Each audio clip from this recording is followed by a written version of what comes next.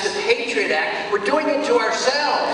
So I would say that when the Republic returns, when you know we're making progress, we will repeal the Patriot Act.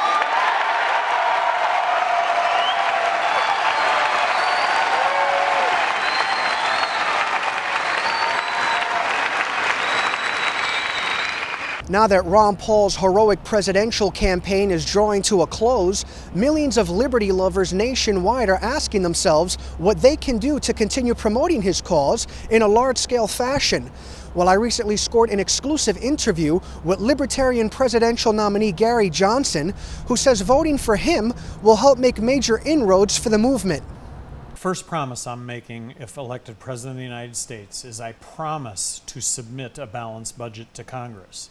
Now, that isn't promising to balance the budget, that is promising to submit a balanced budget to Congress, which would be a $1.4 trillion reduction in federal spending. The next promise I'm making is I promise to veto any legislation where expenses exceed revenue. Congress is going to end up overriding my veto. But I just suggest to you that with those two promises, spending will be lower than any other scenario that you could possibly come up with. Because submitting a balanced budget to Congress, a $1.4 trillion reduction in federal spending, imagine the debate and the discussion that goes along with a $1.4 trillion reduction in federal spending. The United States' sluggish economy and high corporate tax rate is also prompting the former New Mexico governor to lobby for tax reform. I am also advocating on the part of the fair tax. I'm advocating throwing out the entire federal tax system. So no more income tax, no more corporate tax, no more withholdings from your payroll check. Replacing all of that with the fair tax, which is a 23% consumption tax, which ends up being cost neutral over a very short amount of time. It's really the answer to making American goods and services competitive. It's the answer when it comes to exports and China.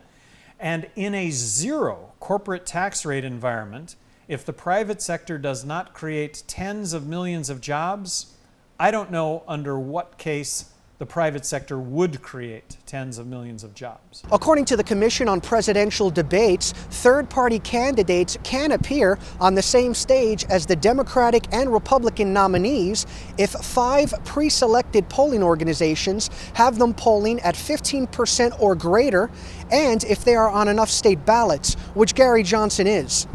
Despite the media blackout Gary Johnson is experiencing, respected polling firm PPP currently has him polling at 7% nationally and at over 20% in his home state. If the Libertarian candidate for president gets 5% of the general election vote, something that has never happened before, but I'm going to suggest that that is a real possibility.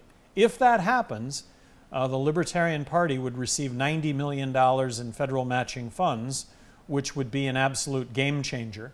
While many view Johnson's campaign as inconsequential, the candidate, as well as many of his supporters, vehemently disagree. I also think that from a message standpoint, that when you and I, as human beings, hear the same message coming from different sources, that it resonates a little bit more. We come to understand it a little bit better.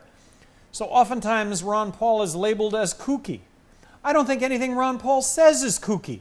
But if people who say he's kooky hear the same message from a couple different people, not just Ron Paul, I think what they're going to end up doing is go, I get it. I get it.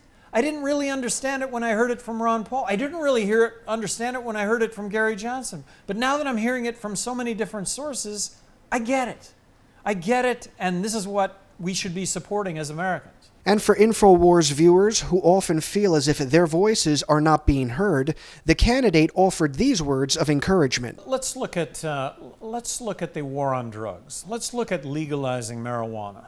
4 months ago, Gallup poll, 50% of Americans support legalizing marijuana. The reason for that is people are talking about the issue. Ultimately, in this country, who's responsible for people talking about this issue?